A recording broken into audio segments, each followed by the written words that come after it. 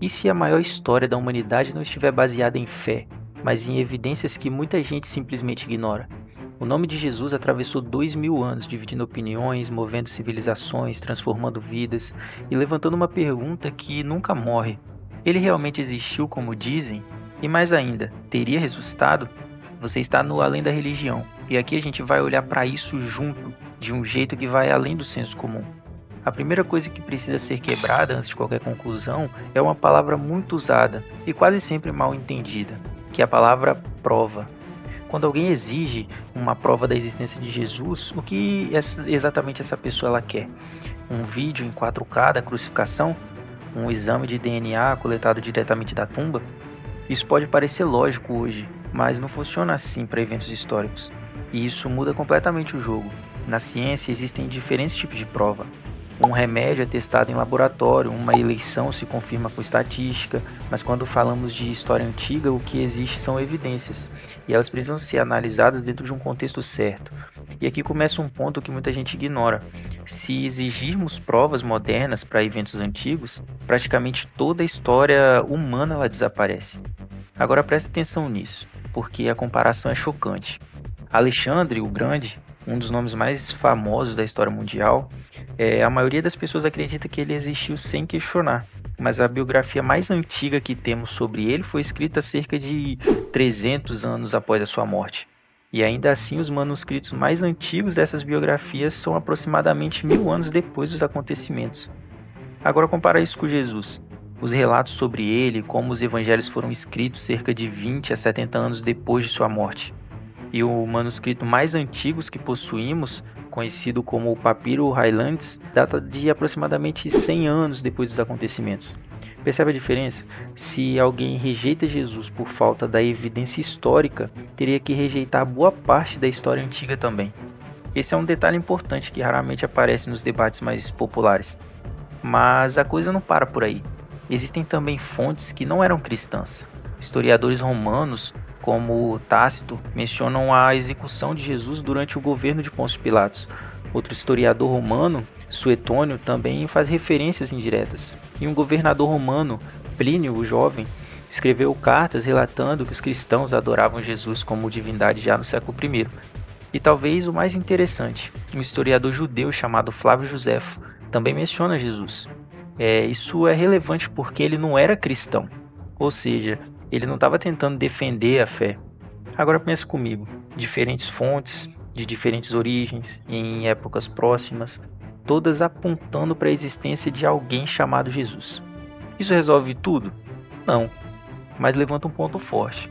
A existência histórica de Jesus não é algo isolado, nem depende apenas de um grupo. Agora entra um outro fator, talvez mais intrigante ainda: o conteúdo dos evangelhos.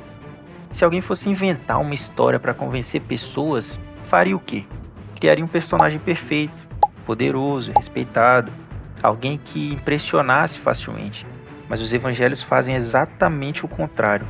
Eles mostram um líder que andava com pessoas marginalizadas, que tocava em doentes, que falava com mulheres em época em que isso não era valorizado socialmente, e mais do que isso, colocam uma mulher, Maria Madalena, como a primeira testemunha da ressurreição. E aqui está o detalhe crucial. Naquela época, o testemunho feminino não tinha valor legal. Ou seja, se a intenção fosse inventar uma história convincente, esse seria um péssimo argumento. Esse tipo de detalhe faz muitos estudiosos considerarem que o texto preserva elementos autênticos, mesmo que não haja consenso sobre todas as interpretações. Agora segura isso, porque vem a parte mais sensível de toda essa discussão, que é a ressurreição. Porque até aqui, discutir a existência de Jesus é uma coisa, mas a ressurreição muda completamente o nível. Se Jesus não ressuscitou, ele seria apenas mais um líder histórico marcante. Mas se houve ressurreição, ainda que isso seja visto como único e fora do padrão, então estamos falando de algo completamente diferente. E é aqui que surgem várias tentativas de explicação. Alguns dizem que foi uma alucinação coletiva, outros que o corpo foi roubado, a hipótese de confusão, um erro de interpretação ou até de desenvolvimento de uma lenda ao longo do tempo. Mas quando os pesquisadores analisam essas hipóteses, muitos apontam dificuldades entre todas elas. Por exemplo, Alucinações são experiências individuais, não são compartilhadas por um grupo de forma consistente. Além disso, o crescimento rápido do cristianismo primitivo em um ambiente hostil levanta mais perguntas do que respostas simples. Agora, um detalhe que quase ninguém percebe: os primeiros seguidores de Jesus não ganharam nada com isso. Pelo contrário, enfrentaram perseguições intensas. Isso levanta um ponto psicológico importante. Pessoas podem até defender algo errado, mas dificilmente estariam dispostas a enfrentar sofrimento extremo por algo que sabem que é uma invenção. Isso não prova automaticamente a ressurreição, mas coloca peso no argumento da sinceridade das testemunhas. Só um detalhe importante: existem leituras diferentes sobre tudo isso, e aqui a gente está analisando uma linha específica com cuidado, comparando evidências e interpretações disponíveis. Agora vamos aprofundar ainda mais. Existe uma comparação que aparece muito. A ideia de que histórias de deuses que morrem e ressuscitam já existia antes de Jesus, como no caso de Osíris ou Dionísio. Mas quando essas histórias são analisadas mais de perto, surgem diferenças significativas. Osíris, por exemplo, é reconstruído em partes e continua no mundo dos mortos. Não há um retorno físico à vida como é descrito nos evangelhos. Já Dionísio tem narrativas associadas ao nascimento, a renascimento simbólico, mas não equivalentes diretos ao conceito de ressurreição apresentando ao cristianismo. Ou seja, as comparações existem, mas não são tão diretas quando parecem à primeira vista. Agora tem um ponto que foge um pouco da discussão histórica, mas não pode ser ignorado: o impacto. Independente da posição de cada um, o nome de Jesus tem um efeito incomparável na história humana. Ele influenciou leis, cultura, filosofia, mas principalmente histórias pessoais.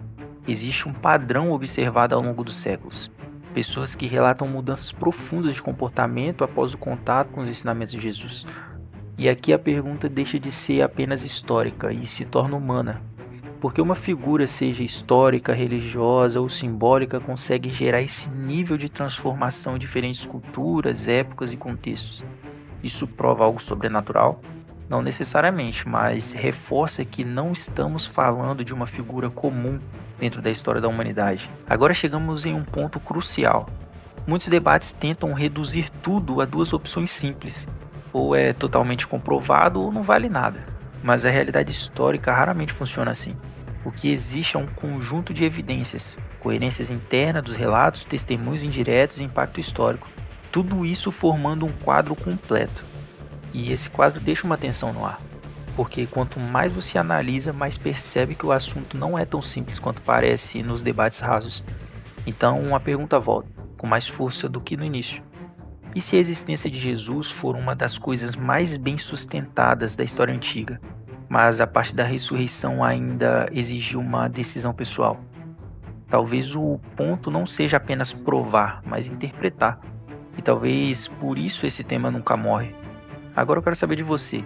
Quando você olha esses pontos históricos, psicológicos e culturais, isso fortalece ou enfraquece a ideia de que Jesus foi mais do que apenas um personagem comum? Então eu quero saber a sua opinião. O que você acha? Deixa aqui nos comentários. Se inscreva no Além da Religião, porque aqui a gente não foge das perguntas difíceis.